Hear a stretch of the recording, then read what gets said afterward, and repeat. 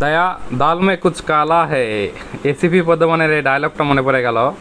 তো কেন মনে পড়ে গেল, ভিডিওটা সম্পূর্ণ দেখুন তাহলে বুঝতে পারবেন। দেখুন, এই মোবাইলটার নাম হলো রিভো।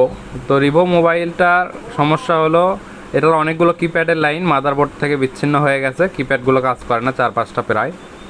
তো কাস্টমার এসে আমাকে বললো এটা রিপেয়ার করে দেন। তো রিপেয়ার করবই, তো আমি প্রথমে ভাবলাম যে রিবলিং করে দেই, পরে কাস্টমার বলতেছে আমার সময় অল্প, তাড়াতাড়ি দেন, দীর্ঘস্থায়ী যেন হয়। তো পরে ওনাকে বললাম যে শুনুন, তাহলে আমি আপনাকে মাদারবোর্ডটাই চেঞ্জ করে দিই। তো আমি দেখলাম সেম টু সেম আমার কাছে একটা উইনস্টারের মাদারবোর্ড ছিল।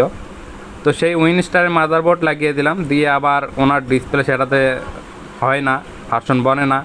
পরে অন্য আরেকটা পুরাতন ডিসপ্লে লাগিয়ে দিলাম, দিয়ে এই উইনস্টারের মাদারবোর্ডের সঙ্গে 16 পিনের একটা ডিসপ্লে দিয়ে কমপ্লিট করে দিলাম। দেখতেই পাচ্ছেন এই যে উইনস্টার মোবাইল। আসলে মোবাইল কিন্তু পূর্বে ছিল রিভো, কিন্তু বর্তমানে মোবাইল হয়ে গেল উইনস্টার। তো সাধারণ কাস্টমারদের বুঝতে একটু অসুবিধা হতে পারে, কিন্তু যারা টেকনিশিয়ান ভাইয়েরা আছেন তাদের বুঝতে সুবিধা হবে।